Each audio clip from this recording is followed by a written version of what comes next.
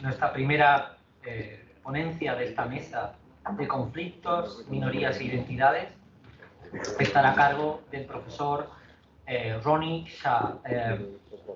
El profesor Ronnie Hsia es doctor, máster y doctor en historia por la Universidad de Yale.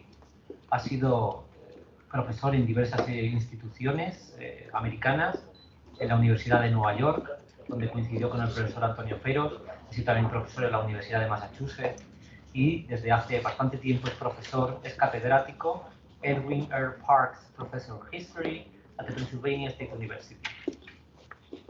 Entre sus numerosas publicaciones podríamos destacar su última monografía, sobre la figura del misionero jesuita Matteo Ricci, la primera gran biografía de Matteo Ricci, pero también, quizás más conocida en castellano, es su libro El mundo de la renovación católica, del inglés The World of the Catholic Renewal, aquí en español prologado por el profesor, un muy generoso prólogo del profesor Antonio Feros, editado en ACAL, creo que en el año 2010.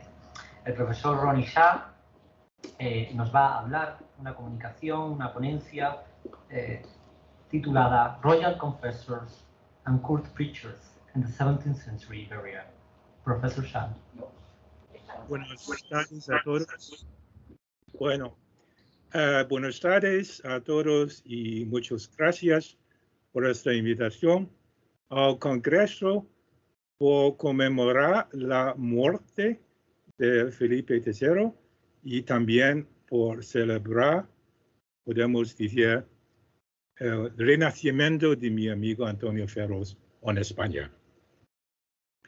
Y mi intervención, que es en inglés, trata de la cultura religiosa en este periodo.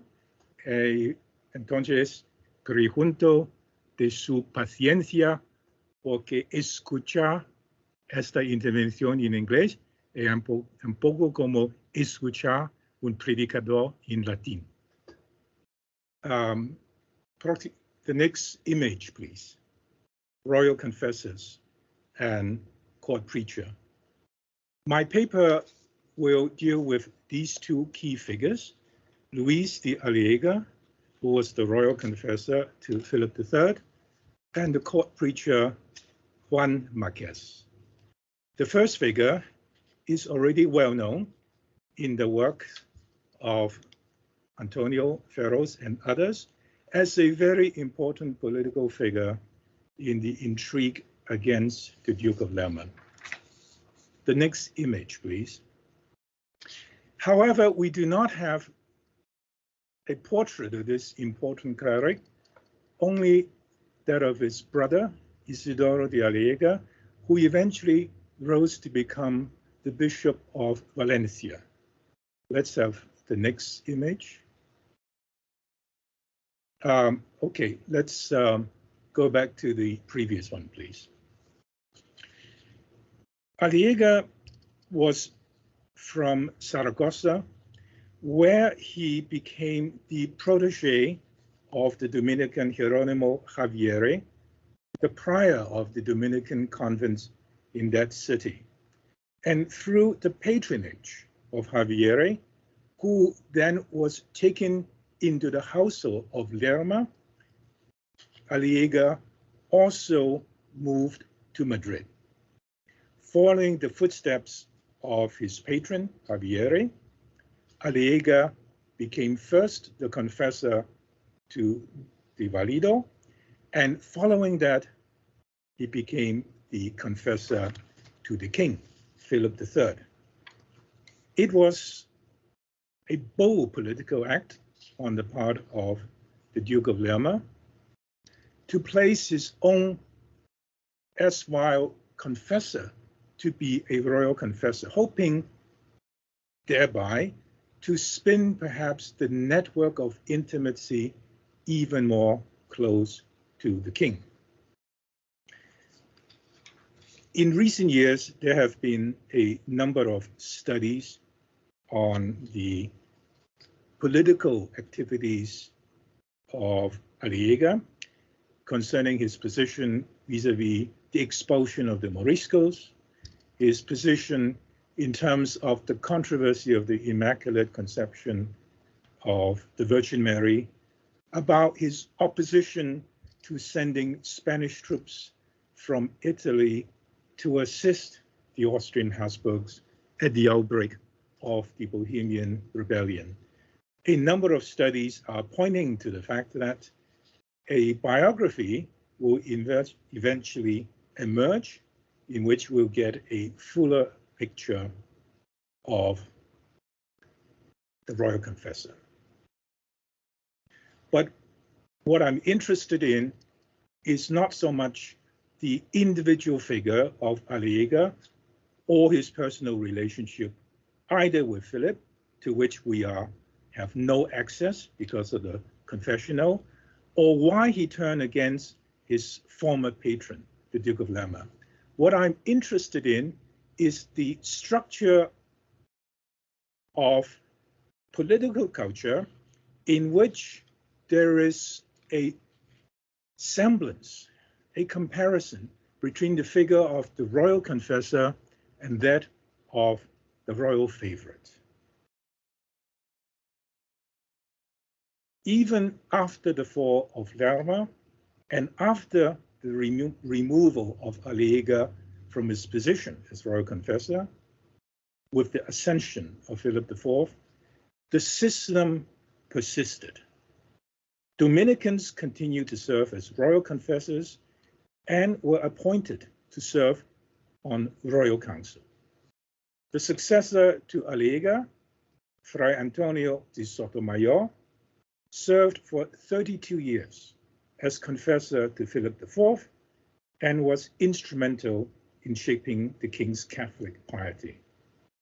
Clearly, the political reforms of the new reign of Philip IV changed the cast on the stage, but not the fundamental structure of religion and politics. The major difference between the reigns of Philip III and IV regarding the culture of PRIVANZA lies in the fact that neither Olivares nor Haro tried to promote their own confessors to the king's conscience. Pointedly, both Olivares and Haro chose their own confessors from religious orders other than the Dominicans. In contrast to Lerma, who secured a cardinal's hat just before his fall from grace to prevent his enemies from executing him, Olivares and Haro consistently cultivated the Catholic piety, and the latter was even reputed to be like a saint. The structural continuity described above points to a significant phenomenon. Habsburg Spain was a Catholic state where the political ideology of the Counter-Reformation shaped the reason of state. In this regard, Habsburg Spain might be classified in its politics alongside Habsburg Austria and Wittelsbach, Bavaria, and differently from Bourbon, France. The next image, please. I shall argue this point by reference to the work, the major work, of political theology by the royal confessor, the Augustinian Juan Marquez, first published in 1612, El Gobernador Cristiano, which was dedicated to the third Duke of Feria, which we have a portrait here representing his action during the 30 Years' War. Let's have the next image, which is the title page of a later edition of El Gobernador Cristiano. The Duke of Feria was deeply impressed by Marquez's advocation of religious principles in guiding politics. Marquez's treatise is divided into 2 books and 71 chapters, and the purpose of the book, I cite, is Deducido de las vidas de Moisés y Joshua, príncipes del pueblo de Dios. This work follows a rough chronology starting with the exodus of Israelites from Egypt under Moses and ending with the conquest of Canaan. However, the chapters dedicated to these events are interspersed with others that deal with many different themes, including comments on recent and contemporary historical events and political theory. Judging by its content, this work is probably a composite work drawn from Marquez's theological studies and his lectures at the University of Salamanca.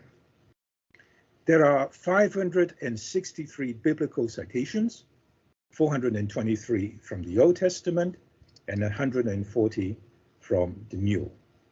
Aside from Holy Scripture, Marquez quotes church fathers, especially from St. Augustine, secular authors from the Greco-Roman canon to the moderns, especially Jean Baudin and Niccolo Machiavelli, both disapprovingly. Let's have the next image, please. The diverse themes and study erudition in this work I cannot speak of as a whole, but I will pick out several important themes. The first theme that I want to refer to, that Marquez turns to, is whether Christian rulers may hold slaves. The answer is a definitive yes. Slavery was born out of warfare and has always existed. Moreover, Christian rulers could baptize slaves and save their souls. It follows that both conditions pertained to new Christians in Granada. Not only legitimate, slavery was perhaps even a good institution.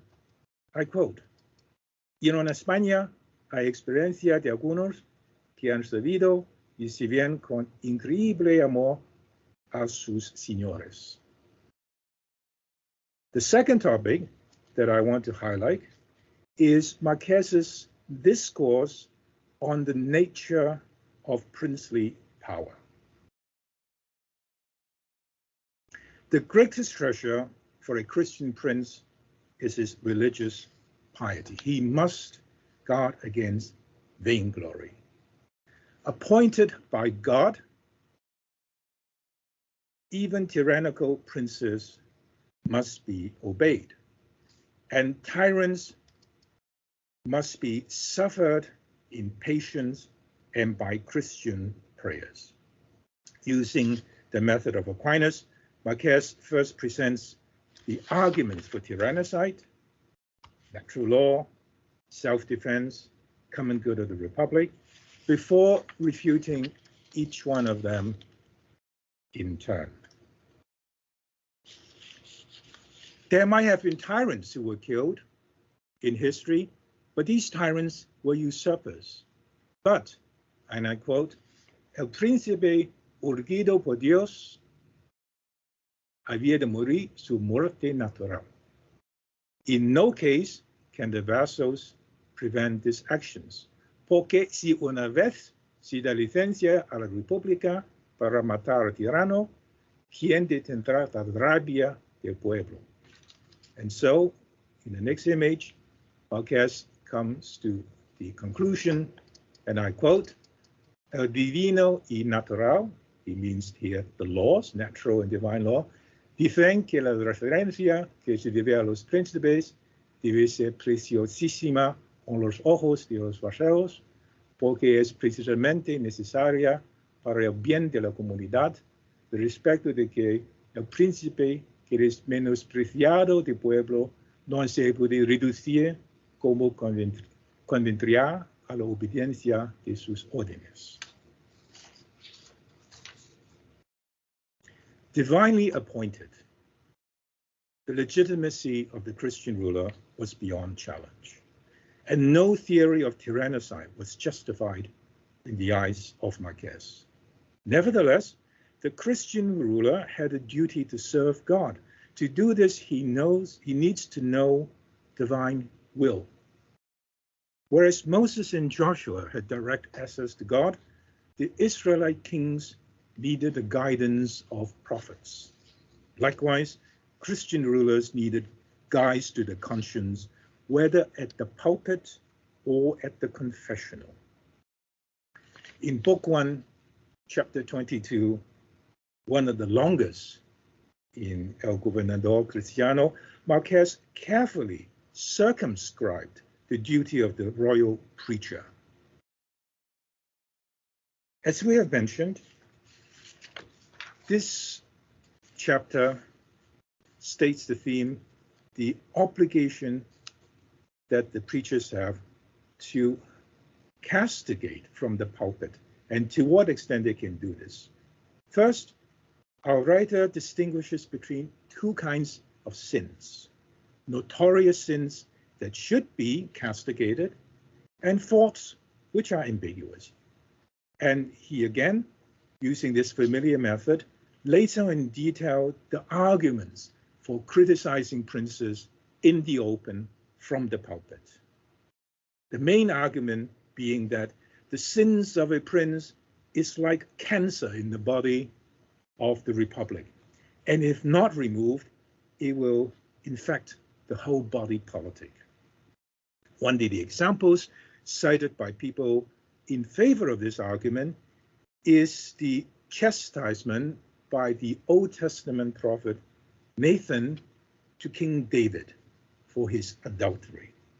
A reference made famous by the sermon given by the French Jesuit court preacher Louis Baudalou before Louis XIV. Supposedly, Louis, who was carrying on a double adultery with Madame de Montespan, was criticized in a court sermon when Baudalou, the Jesuit preacher, refers to this biblical passage and uttered the word, "Tu es ilic vir." You are that man, supposedly turning his eyes to the king.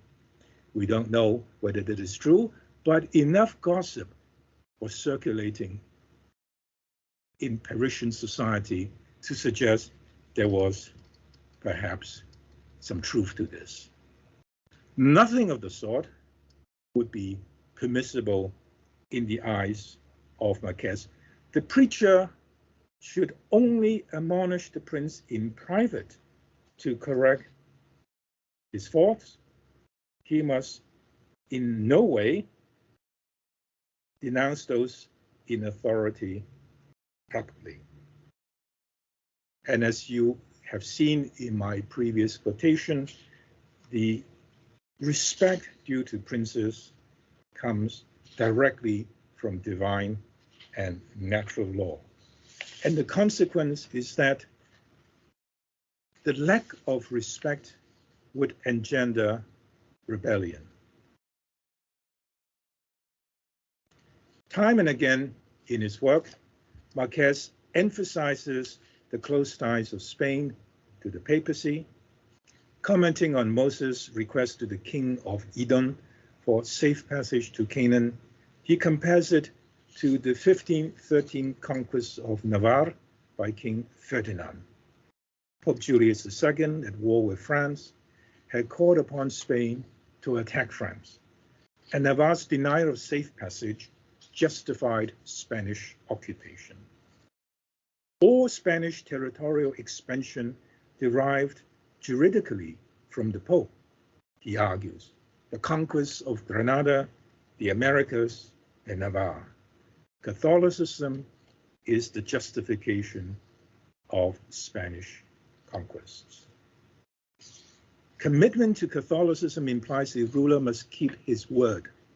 Marquez has nothing but scorn for Machiavelli's advice that the prince may lie and dissimulate to keep his power, calling it a torpid and bestial doctrine. Christian rulers are bound by conscience, religion, and customs. By no means can the prince use religion to gain legitimacy. as Machiavelli argues. Marquez disagrees with Machiavelli's assessment that Christianity has made cowards of men and turned their souls vile.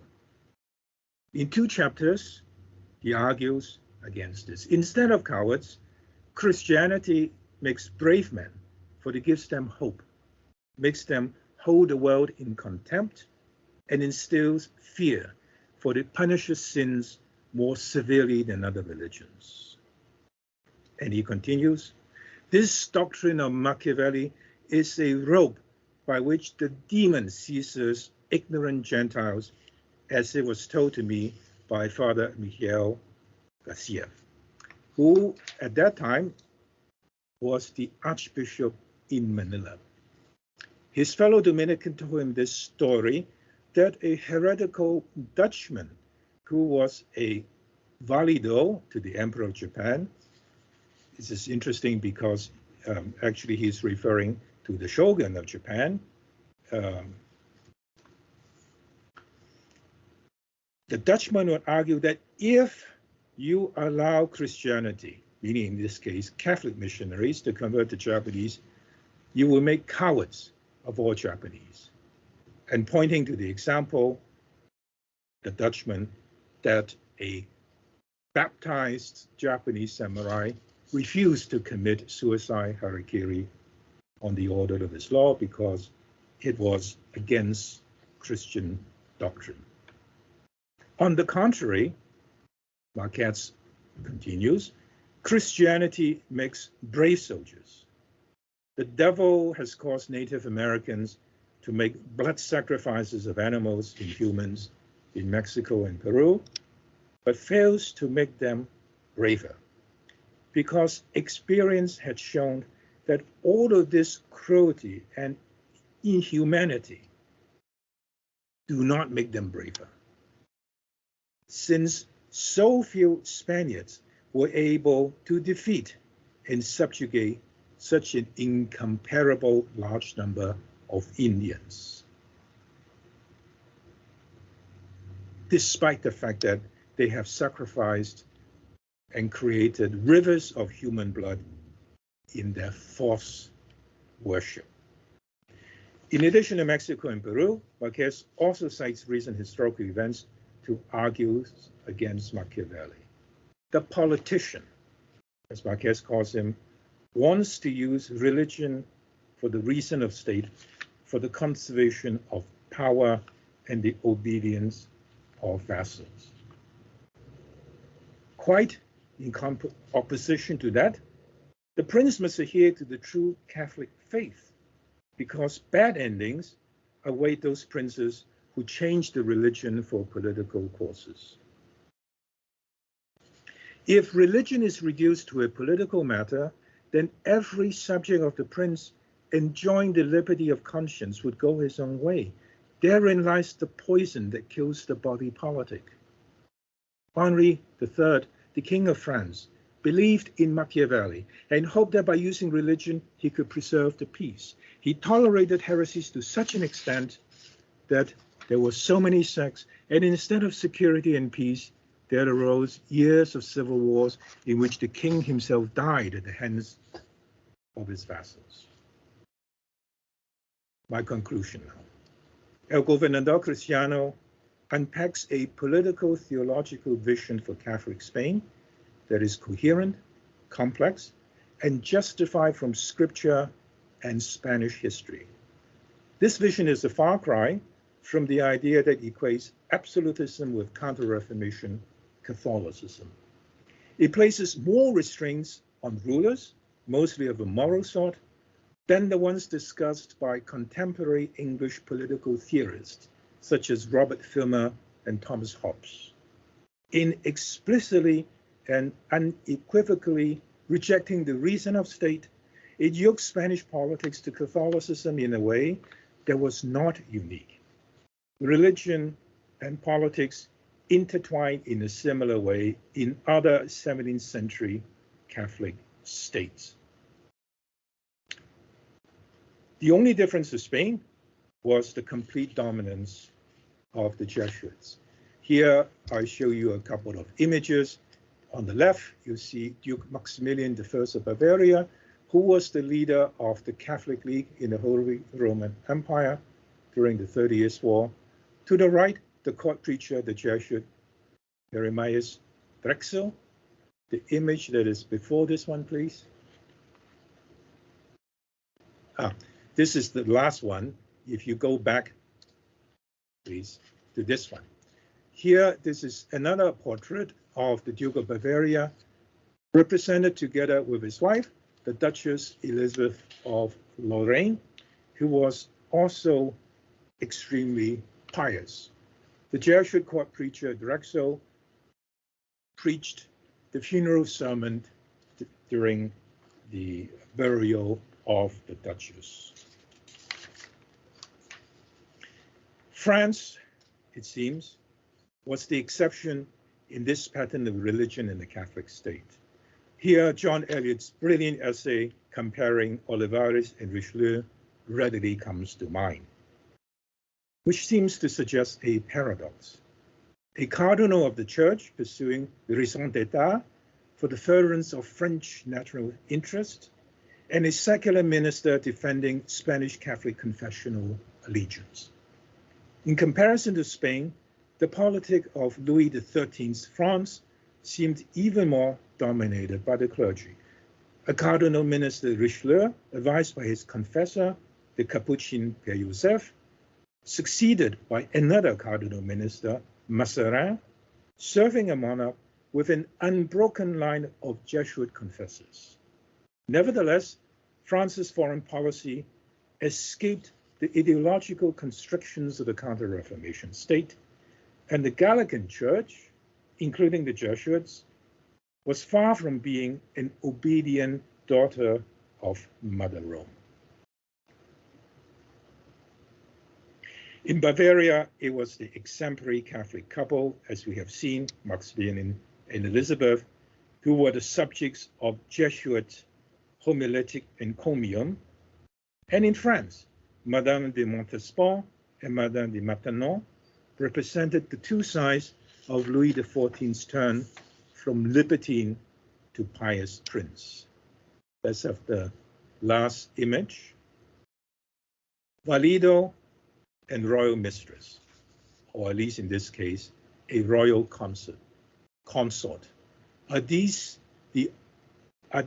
opposite or complementary figures seen in the light of the political culture of PRIVANZA in the reign of Philip III? Thank you very much. Gracias.